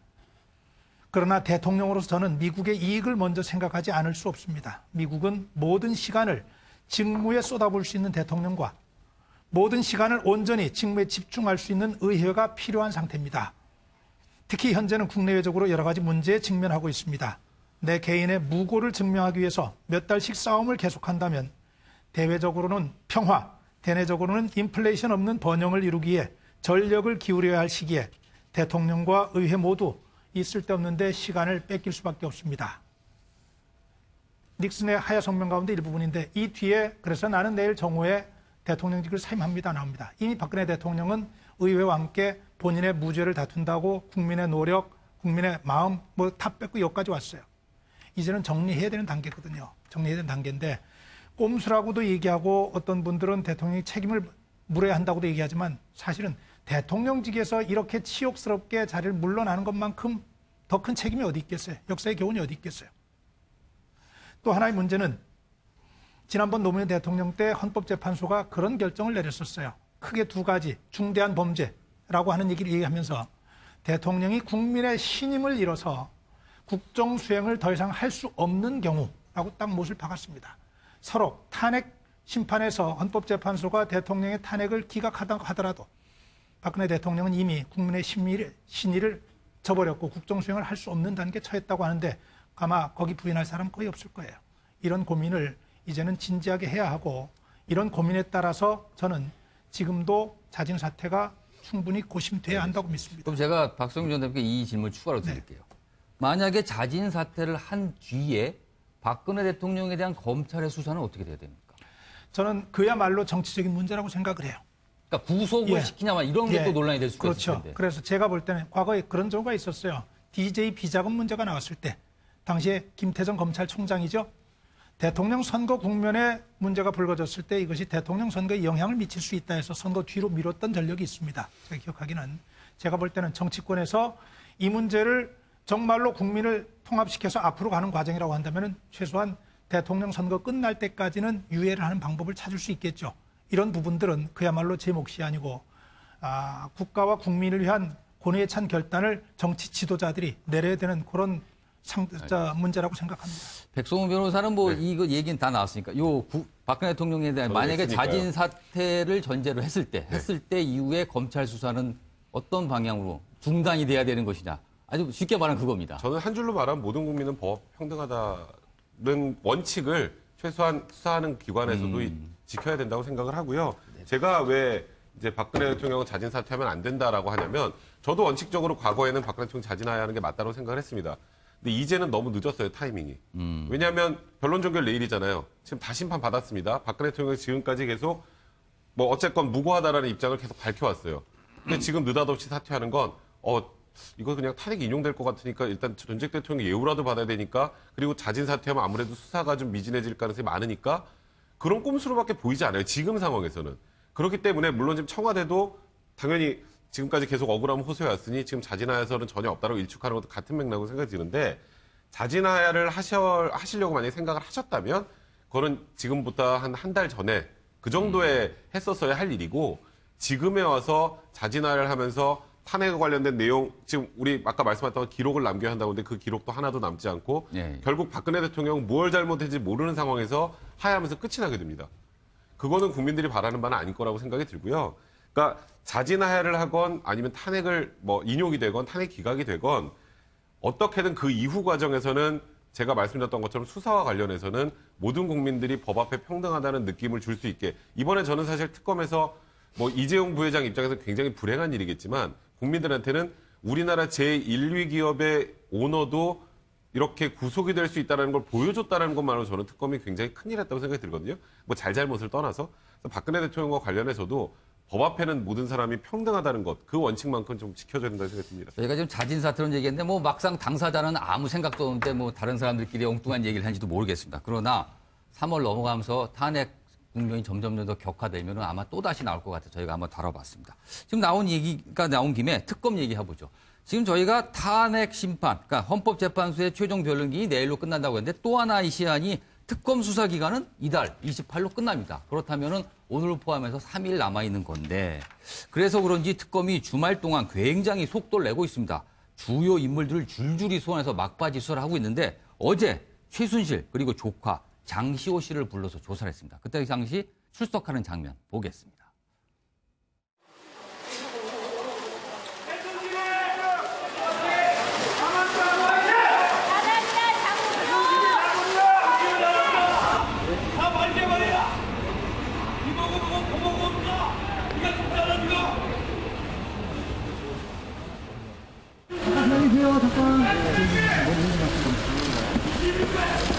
국내 자발적으로 출석하신 건가요? 국내 촬영 대상 얼마나 있으신 건가요? 오늘 왜 자발적으로 출석하게 된지 한 말씀 해주세요. 마이크 좀 밑으로.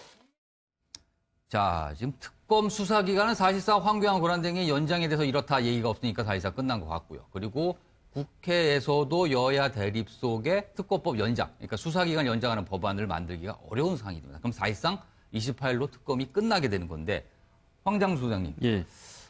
특검 수사가 이 정도 선에서 그냥 끝나는 게 어떻게 긍정적이라고 보십니까? 아니면 문제가 많다고 보십니까? 제가 생각을 할 때는요, 다음번에 특검을 굳이 해야 된다면 특검이 가게 된 부분이 특검이 이전에 우리 국민들은 이전 사항을 잘 잊어버려요. 특검으로 왜 가게 됐는가? 지난 10월 5일부터 시작된 검찰의 서울중앙지검에서 있었던 특수부의 지금 최순실 등에 대한 수사의 행태를 한번 보십시오. 최순실이 귀국 전까지 제대로 수사가 됐느냐? 제대로 안 됐습니다. 귀국하기 사나흘 전부터 오영태 들어오면서 제발로 이제 수사가 조금씩 되기 시작했어요.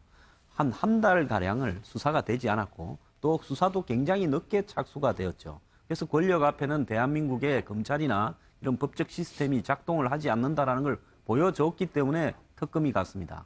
특검 이전에 특별감찰관실이라고 박 대통령의 공약에 의해서 이 청와대 구중궁궐 안에서 벌어진 어떤 깊숙한 비리에 대해서는 하겠다고 해놓고 그게 우병우 등에 의해서 이렇게 무력화되는 과정을 우리가 지켜보지 않았습니까? 그렇기 때문에 특검이 필요하다는 부분은요. 저는 이번에 특검이 왜 필요한가를 국민 앞에 보여줬다고 보고 있고요. 앞으로는 특검의 임기를 굳이 제한할 필요가 없다. 앞으로 뭐 대선 때하고 특검하고 이번에 겹치면서 좀 복잡한 일이 있었습니다만은 특검의 임기를 갖다가 저는 제한하지 않고요. 상당한 기간을 보장을 해줘서 어떤 임기 때문에 쫓기면서 수사한다거나 수사할 일을 못하게 하는 부분은 없어야 된다라고 보는데요. 그런데도 불구하고 특검의 한계도 나왔습니다. 우병우 등은 뭡니까? 검찰에 관한 우병우와의 어떤 역할관계 커넥션 부분들은 우병우가 결국 검찰의 영향력을 행사했던 사정기관의 총책임자니까 특검에 파견되었던 검사나 수사관들이 제대로 하지 못하고 미루다가 결국 저렇게 된 것이 아니냐 이렇게 봤을 때는요. 이런 어떤 이 공정성은 어떻게 해결할 것인가 하는 문제도 또 앞으로 던져진 숙제라고 보니까 제가 질문을 드렸는데 뭐 명확한 답은 안 줬지만 전체적인 분위기는 특검이 지금부터 끝나는 거 조금 문제가 있다라는 정도의 반응을 보여준 것 같은데 그렇다면 이 질문 제가 백 변호사한테 드릴게요. 지금 사실 특검이 하다만 수사가 꽤 있습니다. 우선 우병우 전 민정수석에 대한 구속영장을 청구했다가 기각이 됐거든요. 그러니까 역시 뭐 기소가 어떻게 될지 모르겠지만 하다만 수사가 돼버렸고요. 그리고 사실 특검 시작 전에 저희 방송에서도 꽤 많이 다뤘지만 최순실 일가의 재산 문제, 뭐 몰수할 수 있냐 이런 부분 굉장한 많은 얘기를 했는데 특검에서 딱히 나온 게 없습니다. 자, 그렇다면 특검이 지금 이 상태에서 끝나게 되면 향후 이 두 가지 사안 검찰로 넘어가면 수사가 제대로 될까요? 사실상 뭐 수사 끝났다고 봐야죠. 그러니까 저는 너무 아쉬운 게 뭐냐면 황교안 권한대행께서 그래도 지금까지 뭐 국민들로부터 어느 정도 지지도를 받고 있는 이유가 법과 원칙에 따라서 행동하는 것을 뭐 그런 이미지가 굉장히 강했기 때문인데 이번은 말 그대로 법을 아예 안 지키시는 거랑 마찬가지예요. 이게 특검 수사기간 연장과 관련해서는 이게 물론 법에는 재량행위처럼 그냥 해줄 수도 있고 안 해줄 수도 있는 것처럼 돼 있지만 그 사유들을 보면 수사가 진행 중이거나 수사가 마무리되지 않으면 당연히 그 연장을 해줘야 되는 걸로 규정이 돼 있단 말이에요. 지금 이재용 부회장 같은 경우에 구속영장 기간 열흘 만료가 돼서 또 열흘 정도 연장을 신청을 했죠. 2, 3일이라도 더 수사해서 마무리 짓겠다는 입장으로. 어쨌건 특검 입장에서는 안 해주면 그게 그럴 수밖에 없으니까. 그러니까 좀 더 면밀하게 수사를 못하는 상황을 조성해 주는 거예요. 우병우 수석 같은 경우에도 불구속돼 있지만 기억하시지만 이재용 부회장도 마찬가지고 최경희 총장도 마찬가지고 한 번 기각됐다 나중에 다시 보강소에서 재청구해서 영장도 받았죠. 우병우 수석은 그 뒤에 수사를 아예 할 수가 없어요. 그러니까 결국 이 갖고 있는 거 가지고 불구속 기소하거나 검찰로 넘기는 겁니다. 그리고 최순실 관련 재산 지금 특검에서 계속 열심히 파헤치고 있고 이번에 최순실을 마지막에 불렀던 것도 그 부분입니다. 그 부분을 더 확인하기 위해서였는데 그것도 아직 명확하게 끝이 나지 않았는데 어쨌건 덮어야 되는 상황이죠. 수사기간 연장이 되지 않으면.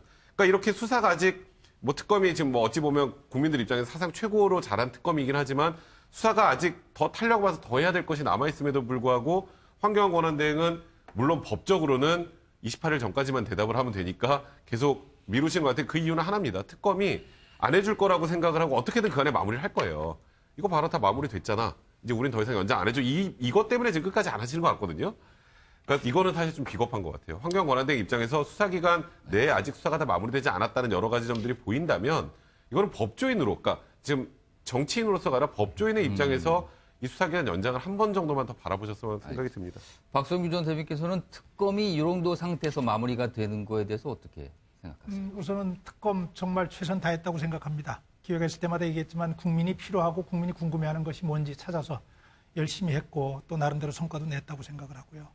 아쉬운 부분이 임 백 변호사 얘기했지만은 대통령 대면 조사도 못했고 최순실 씨 관련 부분이 있고 특히 이제 우병우 수석과 관련된 문제들 아쉬운 부분이 있습니다. 그러나 이제 제가 볼 때는 이런 생각이에요. 지금 시간이 뭐 판단이야 황교안 대행께서 어떻게 내릴지 모르겠지만은 특검 수사를 굳이 70일 정해놓고 있는 이유는 나름대로 뭐 그 목적이 있을 거예요. 계속 느리지 않고 아까 우리 황 소장께서는 특검 수사에 기한을 두지 않고 가면 어떻겠느냐. 네, 예. 특검 체제라고 하는 것은 사실은 일상적으로 할 수 있는 체제는 아니기 때문에 여러 가지 고려가 됐겠죠. 고려가 됐을 텐데 그런 생각도 사실은 저는 해봐요. 과연 시간이 더 간다고 우병우 수석에 대한 수사가 더 갈 수 있겠는가? 예를 들어서. 그건 좀 쉽지 않다고 봐요. 특히 시간이 더 간다고 박근혜 대통령 대면 조사할 수 있겠는가?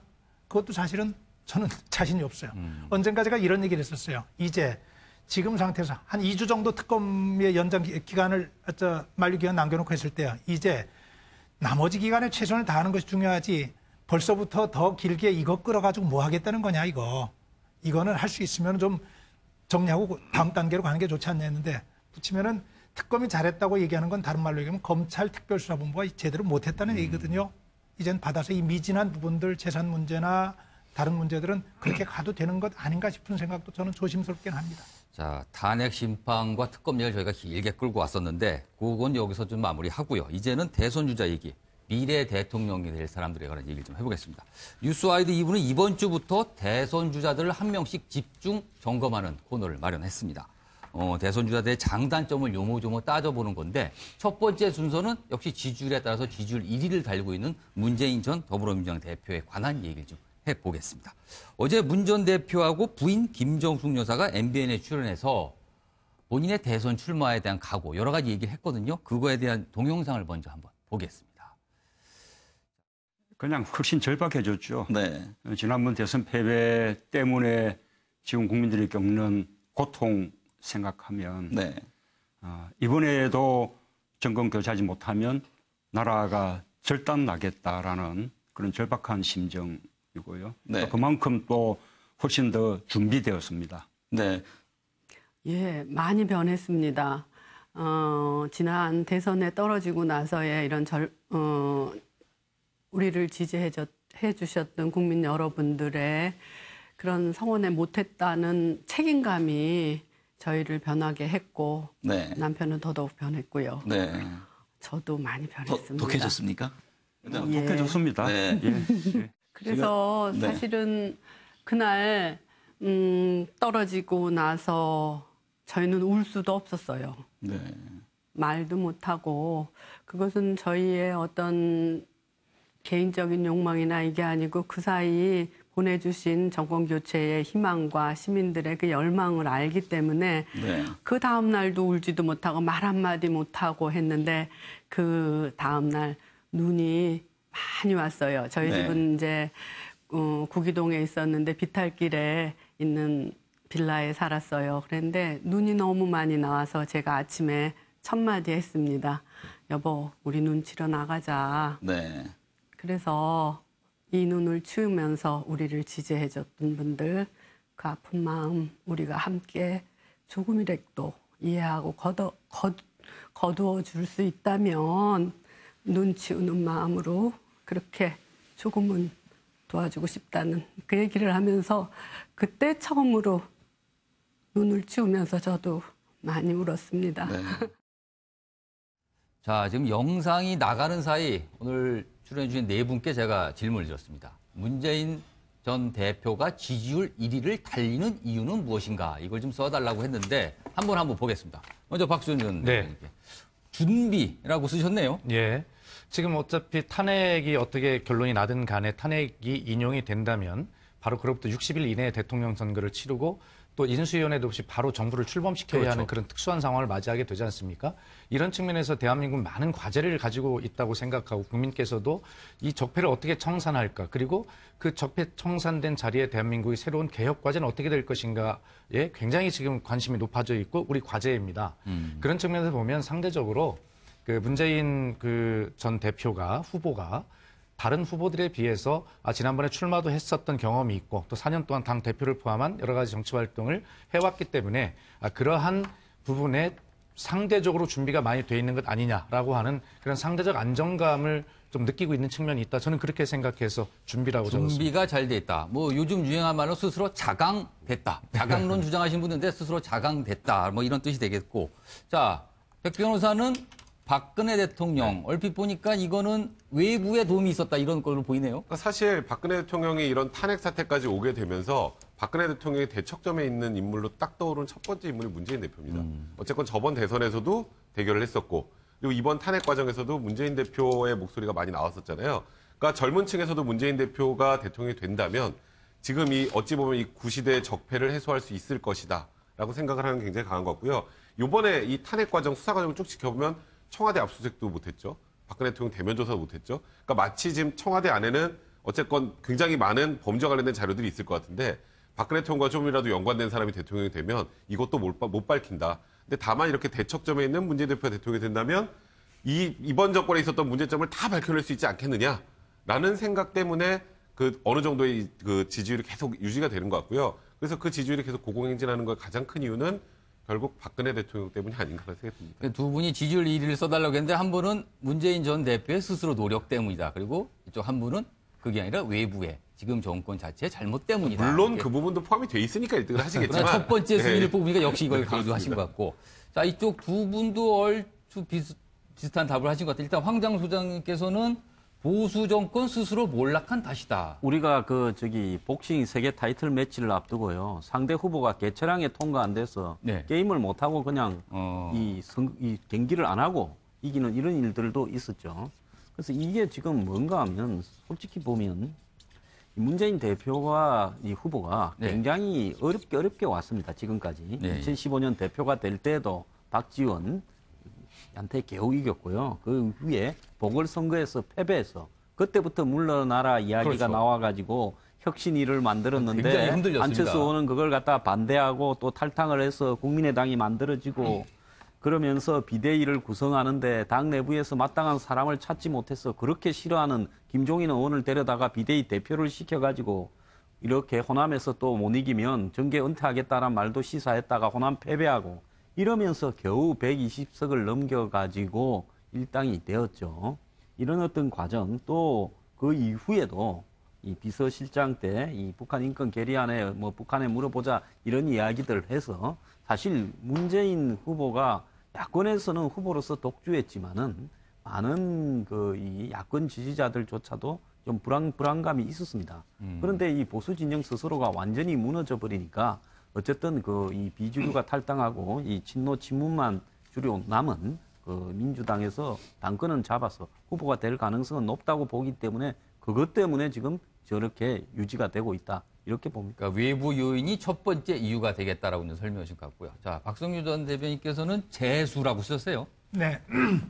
재수죠. 지난번 대통령 선거 때 급하게 등장하셨잖아요. 그러니까 이 재수가 한 번 더 한다는 재수입니까? 운이 좋다는 재수입니까? 두 가지가 다 의미가 있어요. 두 가지 다 의미가 있는데 지난번에 48% 얻었어요. 그렇죠. 그죠?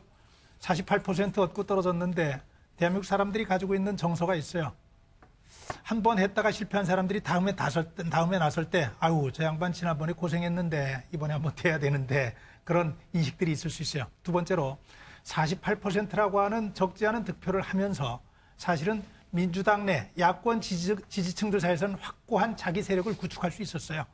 아 그래 저분 중심으로 가면 되겠구나 하는 부분이 그래서 재수라고 하는 것이 문재인 후보에게는 굉장히 좋은 측면으로 좀 작용을 했고 사실은 그때 나오기 전까지는 준비가 안 된 상태였었습니다.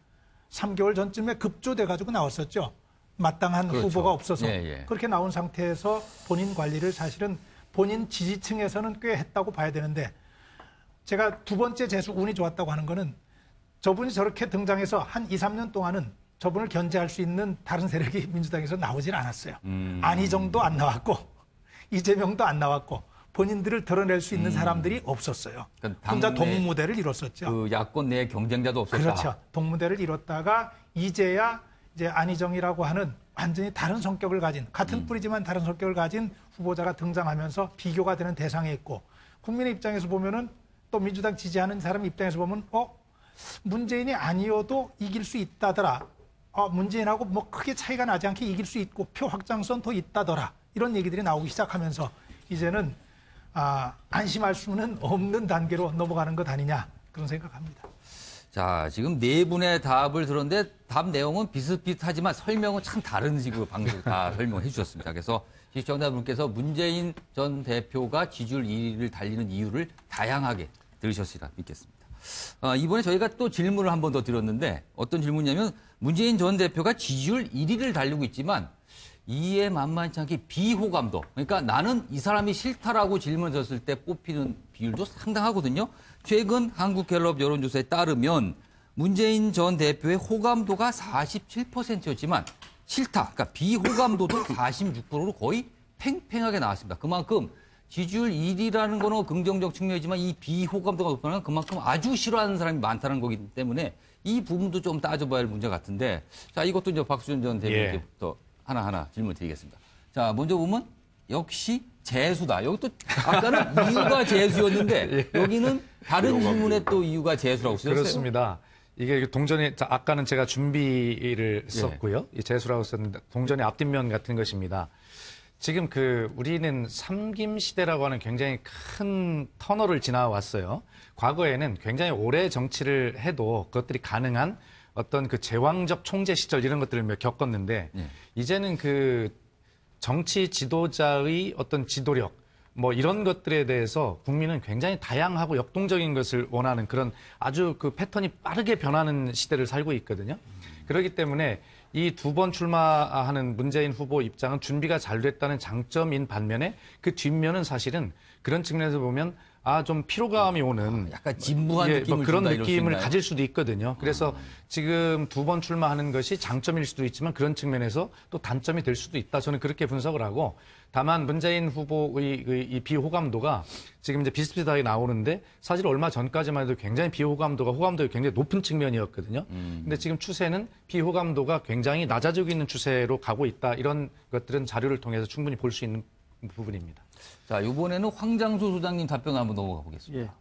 저희가 비호감도가 이렇게 높은 이유가 무엇인가 좀 적어달라 했는데 안보, 이념, 역사관, 국민 통합에 대한 의문, 굉장히 많은 것에 대한 의문인데 일단 하나씩 설명해 이게 많은 게 아니라 사실상 한 덩어리인데요. 아까 예. 조사 내용에 보면 60대에 TK에서 거부감이 높다라는 부분이 그렇죠. 사실 유독이 그쪽 지역에 이 부분이거든요. 높았습니다. 근데 문재인 후보가 지금 뭐 사드나 개성공단, 전시작전권 한수, 한일 군사정보 공유협정 이런 문제에 대해서 안보 이념적으로 불안하게 생각하는 거부층이 많기 때문에 호감도도 높지만은 비호감도나 이런 부분도 높고요. 또 북한에 대한 통일 정책, 대북 정책에 대한 이념적인 부분에 대한 의구심도 또 있는 분도 있고요. 또 해방 이후부터 6.25 또 그리고 성장에 대한 이 근대 우리 대한민국의 성장 과정에 대한 어떤 인식 이런 부분에 대한 역사적인 의식에 대한 의문도 좀 있는 분도 있어요. 또 한편으로 보면 국민 통합적인 측면에서 봤을 때 과거에 노무현 정권이 왜 실패했는가? 지금 와서 노무현 전 대통령이 인기가 있지만은 아까 박성규 대변인께서 이야기했지만은 그때는 역대 최악의 정권으로서 마무리되었습니다. 그럼 10년 뒤에 더 나쁜 대통령이 나타났다 해서 그 노무현 대통령이 그때는 틀렸는데 지금은 옳은 것이냐? 그건 저는 아니라고 봐요. 그런 어떤 관점에서 봤을 때 노무현 정권의 계승자, 문재인 후보는 노무현 정권의 계승자라는 것은 분명한 사실입니다. 그 계승자로서 노무현 정권이 국민을 분열시키고 또 이 저소득층 힘든 국민들을 위한다 했으면서도 사실상으로 대기업을 위한 전국 운영도 있었다. 그런 부분에서 과연 달라진 게 있느냐 이런 부분에 대한 의문이 남아있죠. 지금 보면 안보 그다음에 이념과 관련된 의문이 있다. 이게 사실은 문재인 전 대표와 관련돼서 고질적으로 제기되는 문제인데 이 부분에 대해서 문재인 전 대표가 어제 해명한 부분이 있습니다. 그 영상 한번 보겠습니다.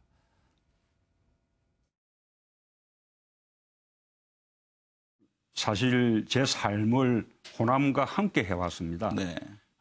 광주 5.18 그 전날인 5월 17일 제가 계엄포고령 위반으로 구속됐었거든요. 네. 그러니까 5.18을 앞두고 전국적으로 대대적인 검거 선풍이 있었는데 그때 이제 구속됐던 거죠. 네. 저는 뭐 제가 보상을 바라고 한 일이 아니었기 때문에 그리고 또 광주 희생자들에 비하면 정말 보잘것없는 그런 일이었기 때문에 제가 신청하지는 않았지만 네. 저도 광주 유공자 신청할 자격이 있다는 말을 네. 들었습니다. 또 그 이후에 80년대 부산 지역에서 민주화 운동이란 게 아마 다른 지역도 마찬가지였을 텐데 광주를 알리는 일이었거든요. 네. 해마다 광주 망월점 매혹을 참배하고 또 부산 시민들에게 그 광주의 진실을 알리고 네.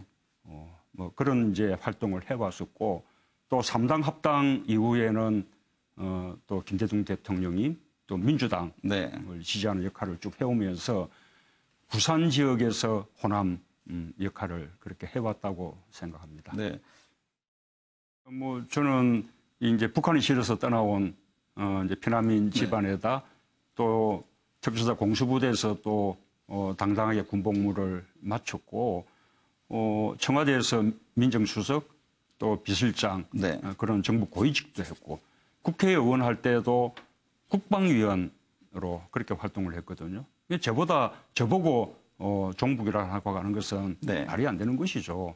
그러니까 종북은 제가 늘 강조하지만 정말로 안보에 무능하고 실패한 가짜 안보 네. 세력이 말하자면 정권 연장을 위해서 안보 장사를 하면서 반대자들을 공격하는 네. 그런 하나의 수법이고 프레임이라고 그렇게 생각합니다. 네. 그리고 네. 이 종북은 정말로 국민들을 분열시키는 그런 아주 사악한 그런 이 용어이기 때문에 네.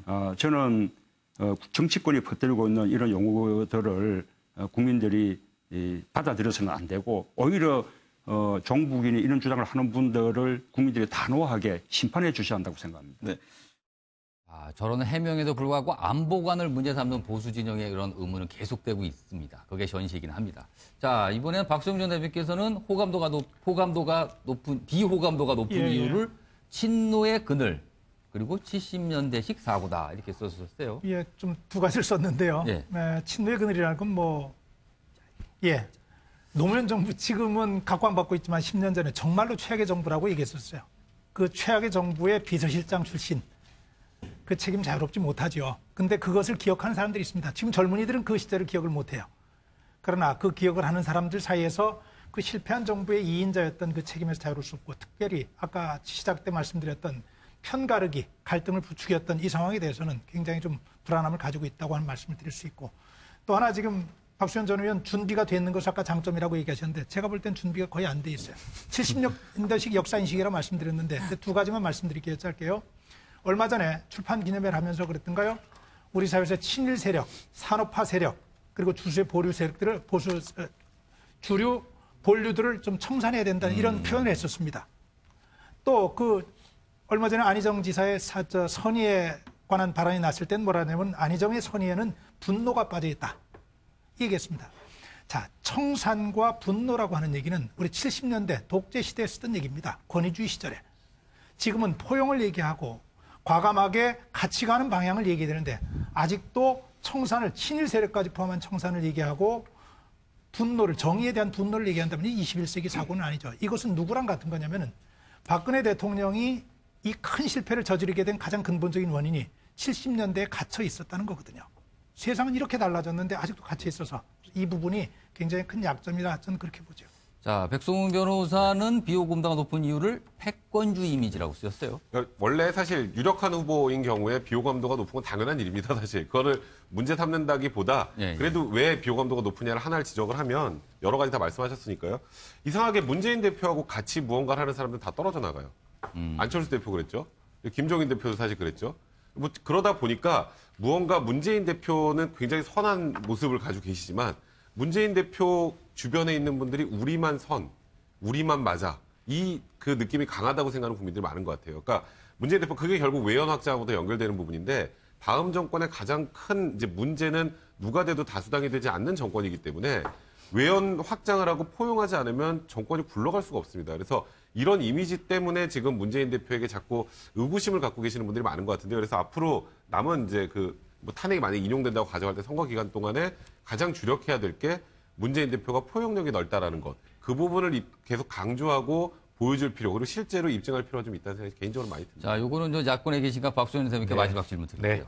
문재인 전 대표가 1위를 앞으로 계속 유지하기 위해서는, 오히려 더 끌어올리기 위해서는 무엇을 시급하게 빨리 해결해야 된다고 보십니까? 예, 지금 뭐 지적해 주시는 그 관점들에 대해서 제가 일일이 다 말씀을 드릴 수는 있지만, 어쨌든 문재인 대표가 그런 부분들을 보강해서 좀 더 좋은 후보가 되자는 의미에서 반박하지는 않겠습니다.